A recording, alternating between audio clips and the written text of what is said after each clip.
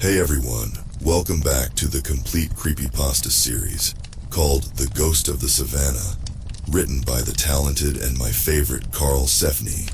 Show your support for the author by checking out the link in the description.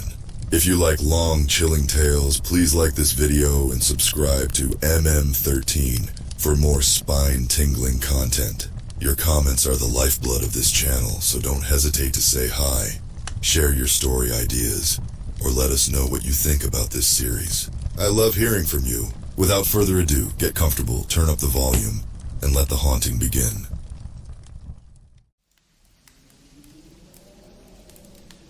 Have you ever heard of the Tsavo lions?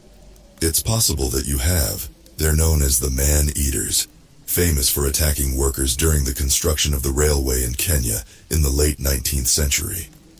I folded the newspaper as the train whistle blew, indicating my train was pulling into the station. You might recall another account of mine, something involving a polar bear. Well, after that ordeal and the rescue, along with some well-deserved vacation, I had to return to my profession as a wildlife researcher.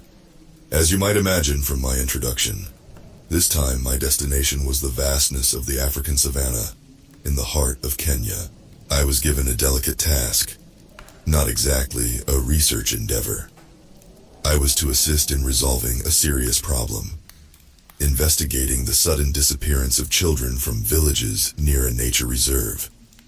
What made the case even more intriguing was the fact that animal tracks were found where the children had vanished. With my backpack filled with research equipment and a mix of anxiety and determination in my chest, I stepped off my carriage, my eyes scanning for my contact in the country. The scorching sun beat down mercilessly on the golden expanse of the landscape, and the air shimmered with heat. The old wooden station creaked with the footsteps of other researchers, villagers heading into town, and a few missionary groups.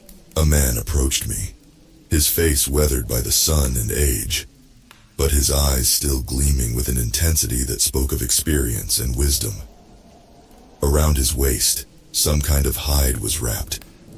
He looked me up and down and said, "You must be the doctor, right?" he said, extending his hand. "I'm Barasa, chief of the tribe that contacted you." He tapped his chest. "Yes, though I'm not exactly a doctor," I replied, shaking the man's hand.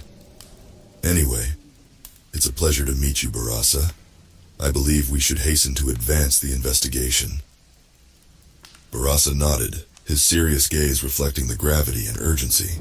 He then led me to an old red pickup truck, marked by a thick layer of dry, dusty grime, where we set off together toward the nature reserve. The path was steep and rocky. The poor condition of the vehicle made me jump at every small obstacle in the road, even with the seatbelt fastened. During the journey, Barasa explained more details about the disappearances. In recent months, several children have mysteriously disappeared from our village, and from others too, he began, his tone heavy with concern. "We, the tribe, initially suspected wild animals, but something's not right. The tracks we found are confusing, not like any animal we know." As the old man spoke, my gaze wandered over the arid and wild landscape stretching around us. There was something unsettling in the atmosphere, something that made me feel as though we were being watched. The yellowed and sparse vegetation covered certain points, and in the distance I could see a pond where zebras drank water peacefully, their stripes standing out against the backdrop of the savanna. However, the calm scene couldn't completely dispel the sense of tension, especially when a crocodile leaped from the waters and snapped up a zebra next to its foal. It fatally dragged it under, leaving the little one alone, abandoned by the herd that fled with the commotion. When you work with wild animals for so long, you develop a certain tolerance, but I confess it still bothers me. Sometimes you forget how cruel nature can be. I shook my head to dispel those dark thoughts and refocused on the conversation with Barasa. "That is indeed disturbing," I murmured, trying to keep calm. "Do you have any theories about what could be causing these disappearances?" He remained silent for a moment, his eyes fixed on the road ahead as he pondered my words. Finally, he spoke in a grave tone. "Some of our legends speak of a creature known as the Ghost of the Savanna," he he explained, his voice tinged with a mixture of fear and respect. Some believe it has become a threat to the local inhabitants, a shadow that lurks and feeds on the flesh of those who venture too far from their villages. He turned to me and locked eyes with me. But you white men don't seem to believe in that, nor do you respect the spirits. Shivers ran down my spine as I listened to Barassa's ominous words. I'd say I'm much more inclined to believe in something, at least compared to how I was, and... Wait, did you say you guys? Yes, that investigator forest ranger, what was his name again? Benjamin. Benjamin. Ah, you're referring to Forest Ranger Benjamin Wright, I replied, trying to recall the reports I had read about his work in the region. Yes, he was tasked with investigating some strange occurrences around here a few years ago. I didn't know he was still around. As far as I know, he didn't find anything concrete to explain the disappearances. Barassa nodded grimly, his fingers gripping the steering wheel tightly until his knuckles turned white. He found nothing because he wasn't willing to believe in what he couldn't explain, Barassa said bitterly. But I know the ghost was there, and I know if you're honest, you'll see it too. I swallowed hard, feeling a chill run down my spine. The determination in the elder's eyes left no room for doubt. He was convinced that something terrible was happening on the Savanna and defied any rational explanation. As we progressed along the dusty road, the sun began to set on the horizon, painting the sky with shades of red and orange. The air grew cooler, and a sense of unease spread through the atmosphere. Then, suddenly, we heard a thunderous roar echoing across the landscape, causing my heart to skip a beat. "What was that?" I exclaimed, my pulse racing with fear. "That's the ghost." His head tilted slowly, his widened eyes meeting mine before he burst into laughter. "Come on, Doctor. Don't they teach you about lions in college? It's just a family of them living around here." His laughter wasn't enough to ease my nerves. I could swear the roar wasn't ordinary. It was unlike any lion sound I'd heard before. I shook my head, trying to trust the old man's experience. Of course lions. It's just, part of my job to be cautious, you know? I tried to explain, forcing a smile that probably looked as fake as I felt. He only nodded, his serious expression returning as we continued toward the nature reserve. The sun sank further into the horizon, leaving behind a landscape shrouded in shadows. I couldn't shake the feeling that we were entering unknown territory. As we traveled along the dusty dirt road, the shadows lengthened, turning solitary trees into menacingly human-like silhouettes and creating fleeting illusions that danced on the edge of our peripheral vision. I forced myself to focus on the road ahead, ignoring the shivers running down my spine, until our car trembled. Barassa's words died in my ears as the vehicle shook violently. The sound of twisted metal echoed in the air as the rear tire burst, causing the truck to slide off the road and come to an abrupt stop, narrowly missing a huge rock. My body was thrown forward with the impact, my seatbelt the only thing preventing me from colliding with the dashboard. Gasping, I recovered from the shock and looked around, trying to assess the situation. Barassa was as stunned as I was beside me, but he seemed unharmed. However, the same couldn't be said for the vehicle. Its rear crumpled and the front scraped against the rock.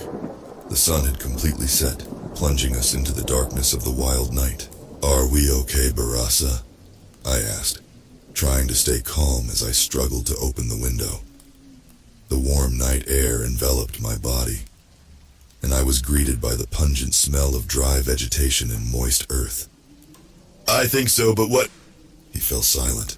"What is it, Bara?" He covered my mouth. I began to hear, subtly, heavy breathing from the back of the car behind us. It sounded like something heavy was slowly approaching. My heart pounded in my chest as I looked to Barassa, his widened eyes reflecting the same fear I felt. The sound of the breathing grew louder, almost deafening in the stillness of the night.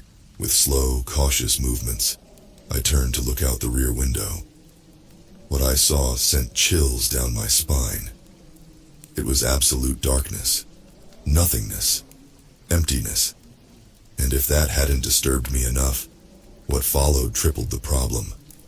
Two bright points together, moving back and forth. My breath caught in my throat as I watched the glowing eyes in the darkness, moving as if they were watching us closely, waiting for the right moment to act. The sensation of being hunted flooded my body, paralyzing me with fear. What is that? I whispered to Barasa, my words barely audible over the frantic pounding of my heart. Did that thing attack the car? He shook his head slowly, his eyes fixed on the glowing points beyond the window. I don't know, but we're in great danger, Doctor. The sounds grew deeper, and the unseen creature moved backward, beyond our field of vision. We waited for what felt like eternity, trying to hear its footsteps and its breathing. I decided to risk peeking again, and I saw nothing but the comforting void now. All right, Doctor, let's try to call. Barasa's voice trembled as we were shaken once more. I felt the pressure on the back of the car again, this time stronger. That thing is standing up, on the back of the car. My mouth opened in horror, in a soundless scream, as my brain processed Barasa's words. Without hesitation, I grabbed my backpack and reached for the satellite phone they had given me. My hands shook as I frantically tuned into the channel to talk to the village, desperately hoping for a response from the other end of the line. Meanwhile, the sounds of movement in the back of the car continued, growing increasingly intense and eerie.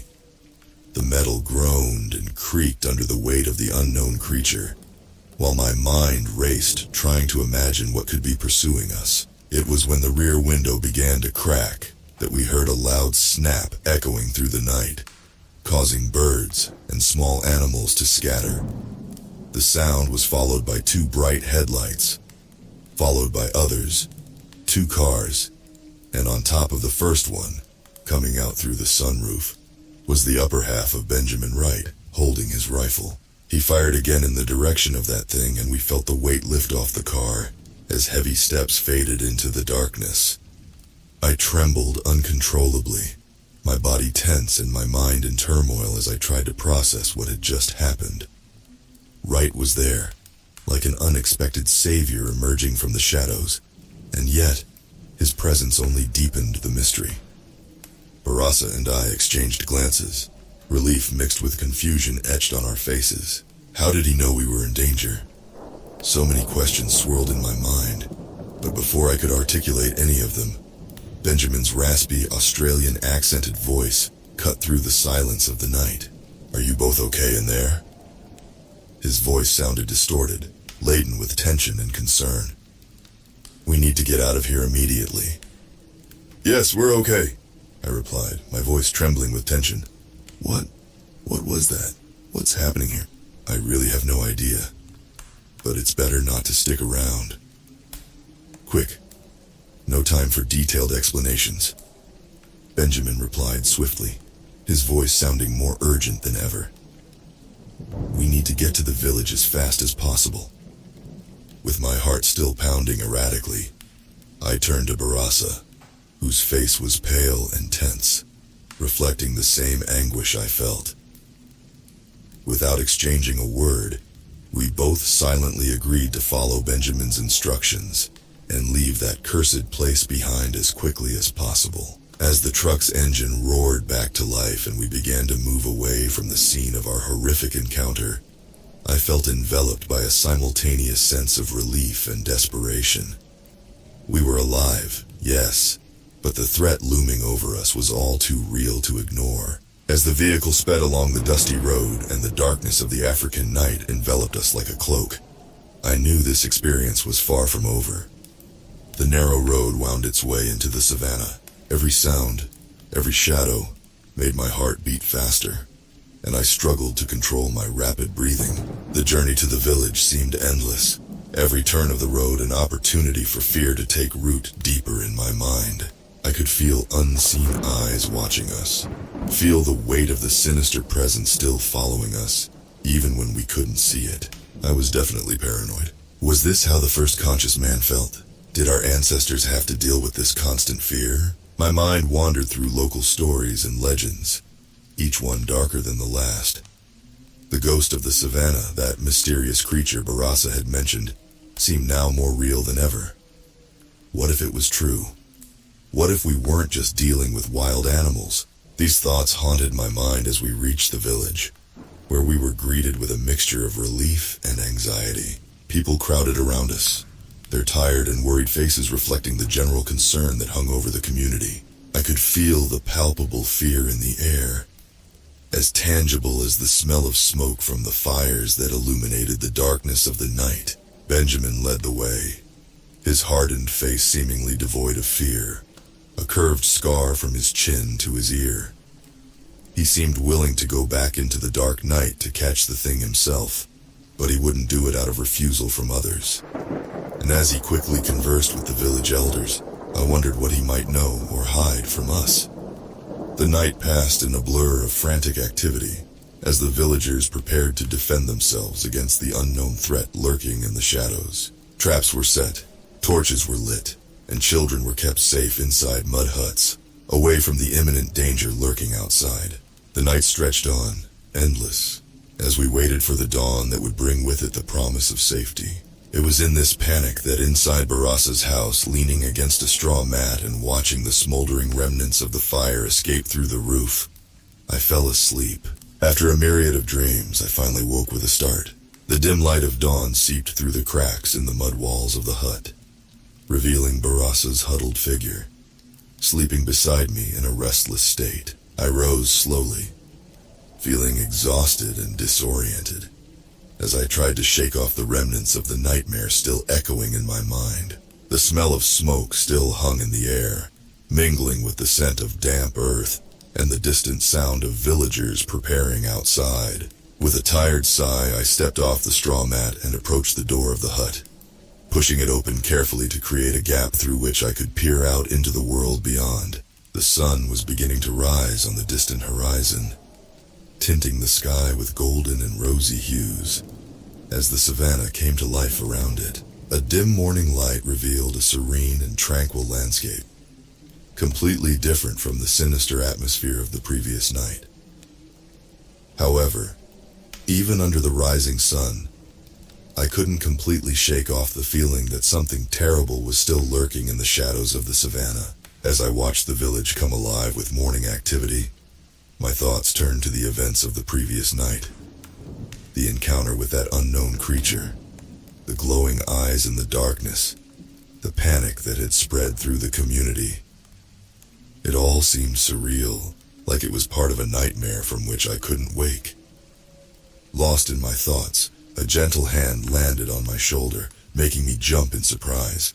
I turned quickly to find Barasa's concerned eyes staring at me. "Are you okay, Doctor?" he asked, his voice laden with genuine concern. I nodded, forcing a weak smile. "Yes, I'm fine. Just reflecting on everything that happened." He nodded understandingly, his gaze reflecting his own confusion and apprehension. "I know how you feel. Last night was difficult for all of us." He paused for a long moment. "Benjamin wants to speak with you. He has some information, something like that. He didn't exactly say what it was." "I see. Thank you for letting me know, Barasa," I replied, struggling to keep my voice calm and controlled, the memories of last night coming back even stronger now. "I'll go to him immediately." With a nod of his head, Barasa stepped away, leaving me alone with my tumultuous thoughts. I wondered what Benjamin had to say, as so far his progress had been nil. I made my way through the village to the hut where Benjamin was staying. As I approached, I could see the tall, imposing figure of the ranger standing outside, surveying the surrounding landscape with a serious and focused expression, as if keeping watch, looking back and forth. "Benjamin!" I called out as I got close enough to be heard. He turned to face me, his stern face relaxing into a brief smile. Doctor, good morning. How are you feeling after last night?" "A bit shaken, but I'm okay," I replied honestly. By the way, in the rush I couldn't properly greet you. How's old Benjamin Wright? He chuckled briefly, but there was an underlying tension in his expression that didn't escape my notice. Ah, old Benjamin is doing fine, considering the circumstances. But let's get straight to the point. I have some information that I think you'll want to hear. I nodded and approached him. Well, he began, we have an interesting pattern that was found at the place where the children disappeared. Strange footprints, he explained, his deep voice tinged with a tone of mystery. They are larger than those of the animals that live in this region, and they seem different, somehow. Different how? It's like the paw of a big predator, a feline, but larger, a bit irregular at the edges. And yes, it was the thing that attacked you all yesterday. The ghost of the Savanna? The words spilled out of me like a fountain, automatically. Benjamin let out a long laugh. Doctor, are you sure you haven't caught a sunstroke? Don't let Barasa poison your mind with these things. I'm sure we're dealing with something perfectly natural. I felt a little embarrassed by Benjamin's laughter, but if those strange footprints really indicated the presence of an unknown creature, then why was he so determined to dismiss the idea of the ghost of the Savanna? I understand it may seem absurd, but what exactly do you think we're dealing with here? I asked, my voice laden with skepticism. He leaned forward, his serious gaze with a slight hint of excitement. I think we're dealing with a big feline, maybe a lion or a panther that's causing trouble in the region, he explained. It may be an unusual specimen, larger than usual, but there's nothing supernatural about it. Just an animal trying to survive in an increasingly threatening environment. He turned, looking at the horizon. And just thinking about a creature of that size roaming around, a super predator, already excites me to think that I can put it on my wall. Framed, I nodded, trying to process Benjamin's explanation. It was hard to ignore the evidence of his theory, but at the same time, something didn't quite fit. A small voice in the back of my mind insisted that something was off. I understand, I murmured, my mind still undecided. But what about the children's disappearances? Does this theory explain that as well? Benjamin seemed to consider my question for a moment before responding. It's hard to say for sure, but it's possible that the animal in question has been forced to hunt different prey than usual due to the pressure exerted on its territory, he suggested. Perhaps the children became easy targets amidst the chaos. His explanation made sense to a certain extent. Anyway, let's continue investigating, he said, grabbing some items from the back of his jeep. Here, let's spread these traps around the area, he said while holding his bulging bag. Take these cameras and come with me. He pointed to 2 cases still in the car. I nodded, agreeing with his words, although I was willing to consider the possibility that what we were facing was just a big predator. A part of me still remained skeptical, and trying to capture at least one image of it could either reassure me or perhaps terrify me even more. We moved in silence, the sounds of nature around us seeming amplified. Noisy birds, distant monkeys. Sometimes we encountered herds of herbivores walking peacefully. We placed the traps in strategic locations, with some fresh meat baits, hoping to lure the beast into a hole dug in the ground.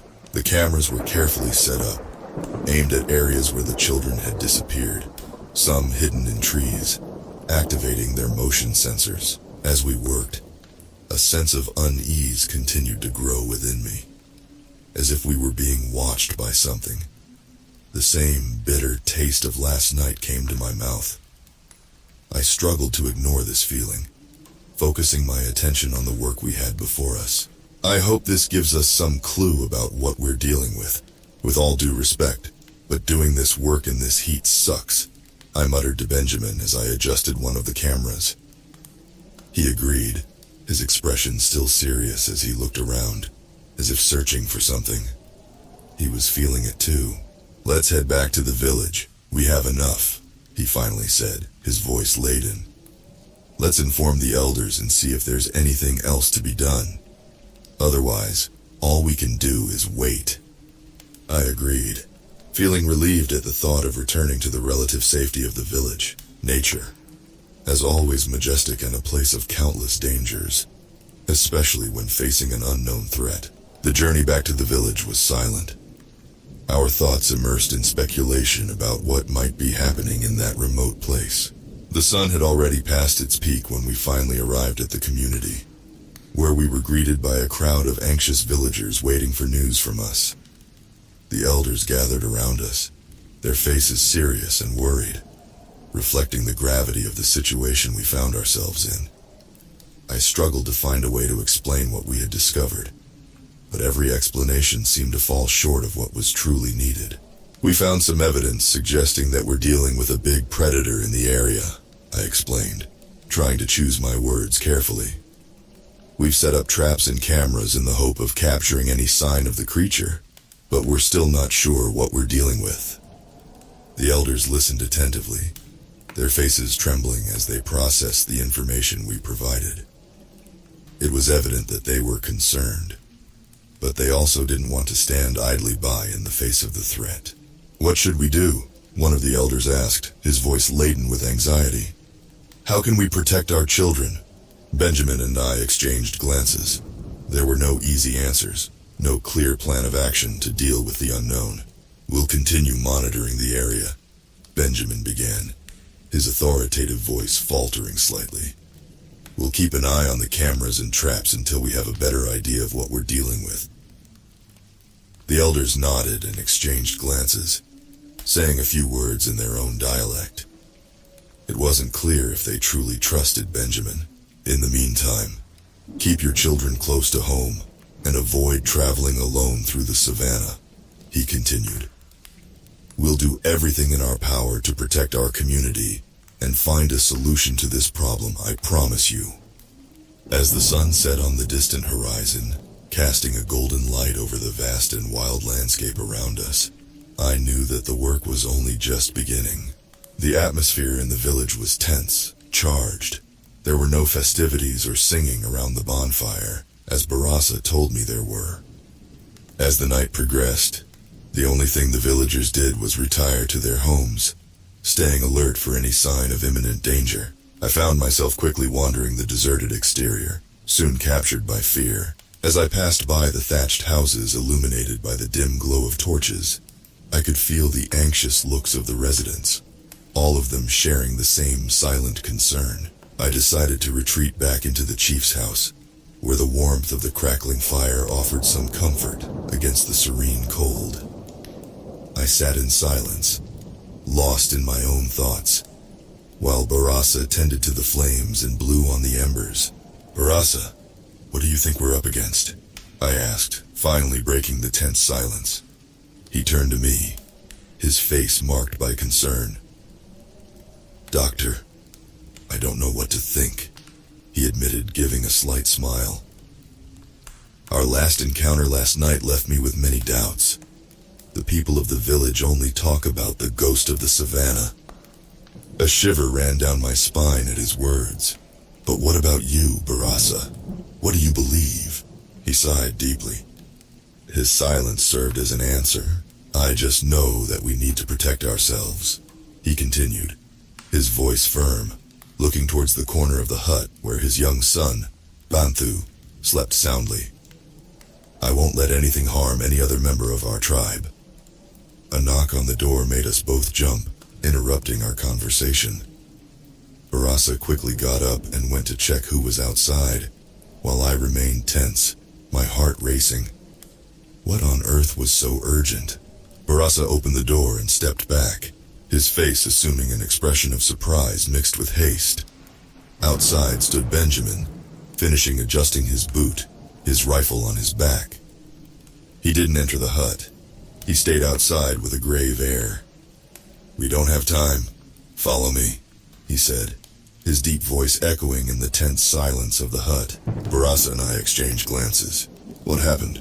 I asked, my voice laden with anxiety. He was already turning away, and without turning back he just stopped and said, It looks like he took the bait. Let's go before it escapes. We followed Benjamin out of the hut hurriedly. As we walked through the village, I felt a sense of apprehension. An owl sang deep and solemn, making a trail accompanied by distant jackal choruses as we walked. We followed in silence, with Benjamin leading the way through a narrow path in the bush, tall grass brushing and irritating my leg as I chastised myself for forgetting to wear my high boots. As we approached the traps and cameras we had installed in the Savanna, I could feel my anxiety rising. Finally, we arrived at the spot where we had placed one of the traps. Benjamin stopped abruptly, silently indicating for us to hide behind some nearby trees. "Look," he whispered, pointing to one of the cameras that was facing the indistinguishable darkness of the night. My heart skipped a beat when I saw the image on the screen. It was undeniably the largest lion I had ever seen. At least personally, it was making those deep sounds, almost a purring, as it stood up, trying to reach the hanging meat. The trap hole was not hidden, but exposed, with the layer of leaves scattered all around. I felt that something was wrong, but not like the other night. It wasn't quite fear, just there was something very wrong. "He's not going to fall now that he can see the hole," Benjamin cursed as he pulled the gun from his back. He pointed it at the creature. "Now let's finish this." "No, wait!" I shouted, finally understanding what was wrong, throwing myself onto him to prevent the shot from being fired. The animal ran as soon as I shouted, fleeing to wherever it was going. "What the hell was that, doctor?" "Do I have to ask again if the sun fried your brains?" Benjamin said, visibly red even in the darkness. I took a deep breath, trying to control my breathing. "Look, I'm sorry, but that's not the beast we're looking for." "How is it not?" he bellowed. "Think about it, it just ran off when I yelled. Our monster is cautious, but not afraid of humans." Barasa seemed to agree. And furthermore, why was the animal so easily visible? Why was the trap uncovered? It seems like someone may have manipulated the situation. Benjamin frowned, his eyes narrowing in suspicion. "Are you suggesting someone's behind this? Why would someone do that?" I shook my head, unable to provide a clear answer. "I don't know, but something's not right. We need to be careful and not act hastily." A beep sounded from Benjamin's device. He stopped, looked, and as soon as his eyes met the image on the screen, he froze. I never thought I'd see him like that. For a few seconds I could swear he didn't breathe. "What's wrong, man? Speak up," Barasa pressed him. He turned to us, showing this image. A huge lion on the camera that was at the camp's door. Its fur was completely white. I don't know if the picture can convey its size, but believe me, we don't have a lion of this size registered. We were petrified until we heard, closer and louder than we expected, a hoarse and animalistic roar. The roar that caused my nightmares, and beyond it, all we heard were Barasa's few words. "The ghost of the Savanna." My spine tingled. Benjamin started to run, leading the way, followed by Barasa and lastly me. We could hear the animal and the commotion starting to form in the village. When we were a few meters away, all of this culminated in a dry, deathly scream. A woman screamed in despair. We arrived to find her, facing the darkness of the forest, her arms outstretched, calling for her son, swallowed by the monster. The scene before us was terrible. The other villagers gathered around, trying to console her. Barasa ran to her, placing a comforting hand on her shoulder as he murmured something. Benjamin was looking into the darkness of the forest, his face serious. "We must do something," he said, his voice urgent. I agreed. "And what do you suggest?" He ran to his jeep, and I understood that I should follow him. We got in and took the road. As he accelerated sinuously along the dusty route, almost running over unaware small animals daring to cross the path, I monitored through the camera images where the ghost of the Savanna was. We reached a rock wall. He was running there and probably couldn't escape, or at least escape with the child. We descended carefully while Ben was already cocking his gun. We walked, crouched through the taller vegetation, approaching the surreal structure of the wall, its silhouette depriving us of the moonlight and making us enter a dark and ominous territory. "It's been 10 minutes since he passed through here," I said, checking the clock. "Are you sure he didn't leave?" No. Benjamin said, darker. I know he stays in this place. It's his slaughterhouse. Those words got me, my blood chilling from my stomach to my back. I looked to the side for the first time and saw, staring back at me, a skull, half buried. Its empty sockets penetrating my soul. My muscles tensed with anxiety as we continued, trying to ignore this disturbing fact. Slowly, however, I began to hear a sound. It was something wet, like when you step with a boot in the mud, and it creates that vacuum layer. I realized what it was when I looked ahead. In the distance, I could make out the white spot, lying on the grass. It was evident why the natives judged him a ghost. But there was something under it. I approached and strained my eyes. And I shouldn't have. The noise came from him. He was chewing something, gnawing. And when his mouth released, I could see the head of the young man who had been taken, partially eaten. My stomach churned as I watched the scene, disgusted but with a fixed gaze. Like I said, you see a lot of death scenes in nature. It's the cycle, but I never got used to seeing this with humans. I guess it makes you feel, I don't know, too fragile. It's impressive how even after so many millennia of advancement and building a safe place, man is still a fragile creature. Just a thinking read. Damn, this isn't good, I murmured. And now, Benjamin, what do we... Something hard hit my head and I blacked out. When I woke up, I was lying on the hard ground, face down, with a throbbing headache. It took a moment to fully regain consciousness and realize where I was. There was a weight on top of me, and soon the idea of the lion came to mind. I began to panic and struggle, but then I heard a voice in my ear. In my easy, sleeping beauty came the rough voice of whoever was on top of me. He was now tying my arms. We're just making sure you don't spend too much of your energy. I struggled to turn my neck and look at him. I had no idea who he was. Wearing a hat with mosquito netting, camouflaged clothing, and a rifle on his back. Hunters, I supposed. What the hell is going on? I asked, my voice weak and trembling. The man smiled, a smile full of malice that sent a shiver down my spine. You don't need to know right now, Doctor, he said, his voice smooth, contrasting with the cold expression in his eyes. But you should feel honored to serve as dinner for our little albino friend. My heart sank in my chest as I struggled against despair. Please, you can't do this, I pleaded, trying to find some humanity in him. I didn't even see what you guys did. I'll just leave and everything will be okay. No one will find out. He laughed, shaking his head. Oh, I'm sure no one will find out. I can't take the risk of you warning others about my presence here, he explained, his eyes gleaming with a sinister fire. Besides, I think I can make some good money selling a doctor like you on the black market. I trembled. Ha ha ha, that was good, Max, a fuller voice said somewhere I couldn't see. Are you going to leave him in the tree? Yeah, now come here and help me hang him. That thing can come back at any moment. I tried not to show that I had seen him, so that he could arrive unexpectedly. He approached, however, when he was about 10 meters away. I felt something strange in the air. He didn't raise the gun, just kept walking until he stopped behind them. Ben, I finally said. The men turned around. It looks like you really blacked out, he said. Max, Cliff, is everything ready? Sure thing, boss, Cliff replied. The truck's already loaded, he said, pointing. I followed his gaze to see an old 4x4 filled with things behind it. Some ivory and what I assumed to be skin. Great.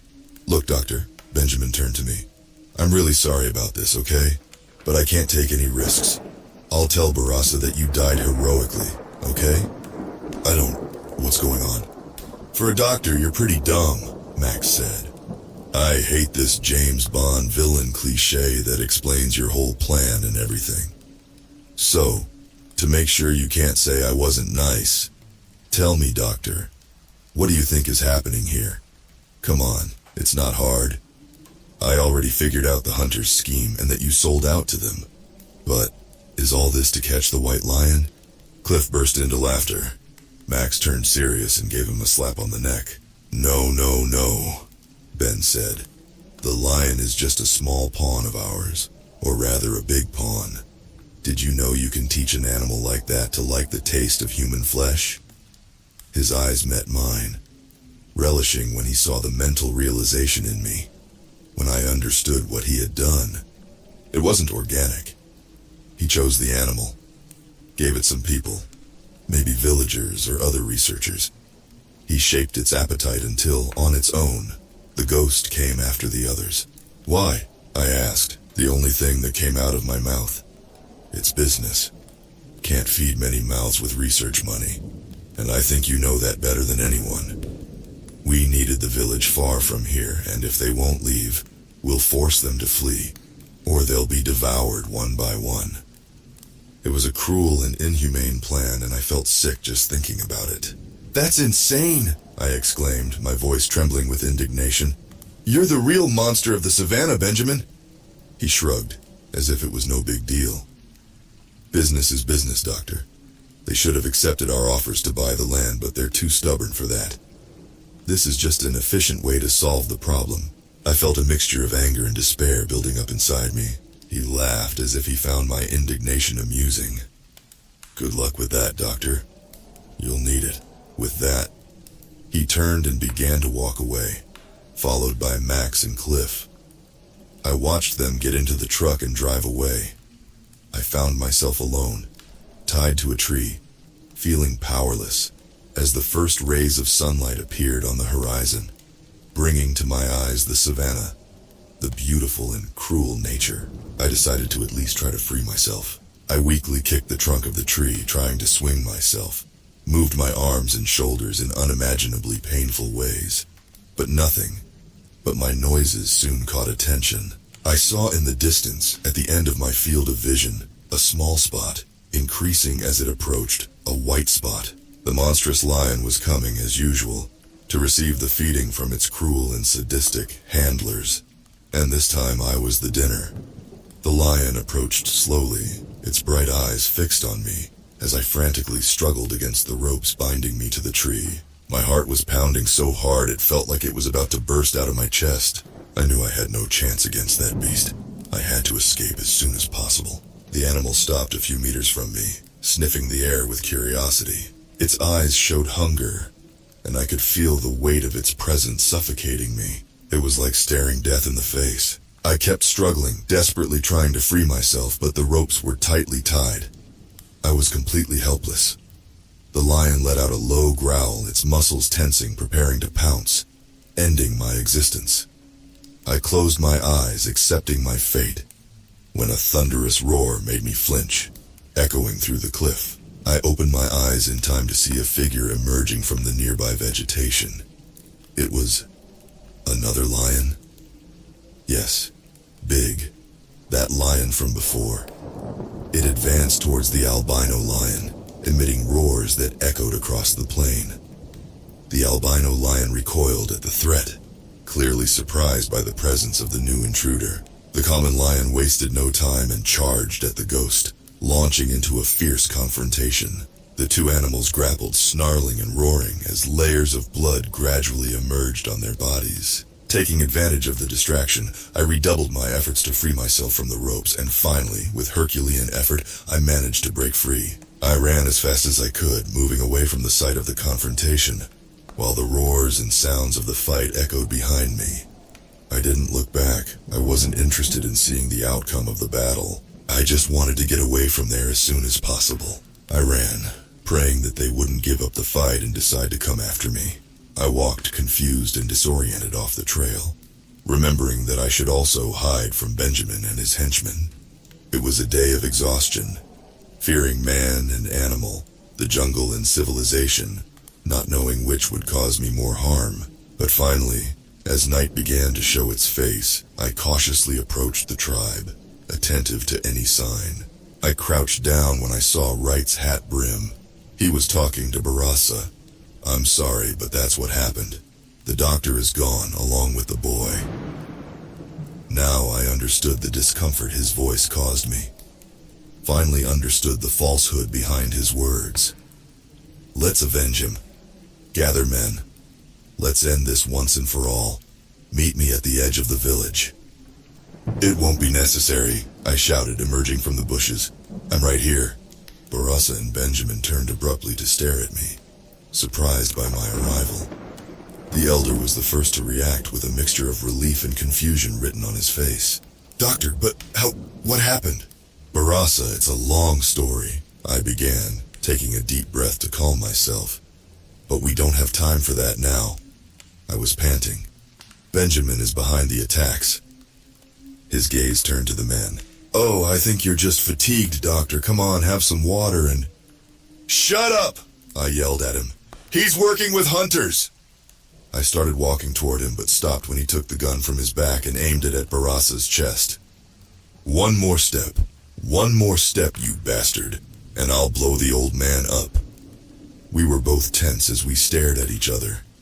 Surely, if he shot one of us, the other would have time to attack him. But I didn't play with lives like he did.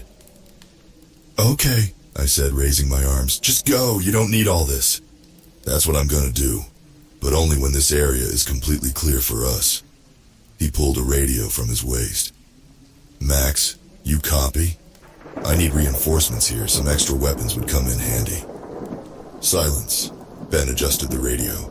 "Cliff, get over here with Max. Bring all the weapons." Silence. "What the—" He stopped talking. We all stopped, while, from the midst of the dense forest, walking slowly, we saw the figure emerge.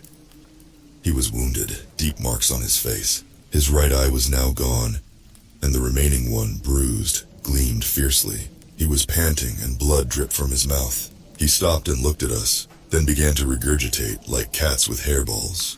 He forced his diaphragm more and more until he expelled something. Something that rolled until it found Benjamin's feet and stopped. Max's head, still with its mouth open, frozen in a scream expression. Benjamin seemed paralyzed by the scene, unable to react. The lion took another step. "Easy, kitty," he said, now turning the gun to the animal. The ghost of the Savanna took another step, and another. Benjamin fired in panic. If I hadn't been there, I would doubt it. But I clearly saw the bullet pass through the creature as if it didn't exist. He fired another shot, which again pierced the lion as if it were just a beam of light. The beast leaped onto Benjamin, biting his leg. I could hear as its fangs sank into the soft flesh of his calf. "Please help me." I saw the panic in his face, the pure fear. Tears formed in what had been the most stoic face I could think of. "Don't let it kill me." His screams began to intensify as he was dragged to the grass. His hands sought support somewhere on the ground, on rocks and roots, but all he managed was to leave his nails behind. Finally, when he was completely hidden by the vegetation, he reached an apex of agony, his screams attracting all the other villagers around, until, about 5 minutes later, he fell silent. Everything fell silent, in fact, deadly quiet. The lion then got up, looking at us. Some villagers backed away, others pointed their spears. He, however, just stared at us, let out the loudest roar I've ever heard, making me cover my ears with my hands, turned, and walked into the dark night, disappearing again. We stood paralyzed, numb with what had happened without even understanding. The next few days flew by quickly. To summarize the story, there were no more child disappearances, no more mysterious deaths. The village grew and prospered. That same day we called the local authorities, warning them about Benjamin. His body, however, was never found. The only corpse they found, curiously, was that of a large white lion on the stone wall of the region, practically a record size for the species. It was severely injured in the head, the result of a fight with another male. After that, I understood that what sought Max, Cliff, and of course Benjamin that night was genuinely the ghost of the Savanna in its most literal sense. There are many differences between man and nature, but the one I realized that night was definitely that nature doesn't know when it's already dead.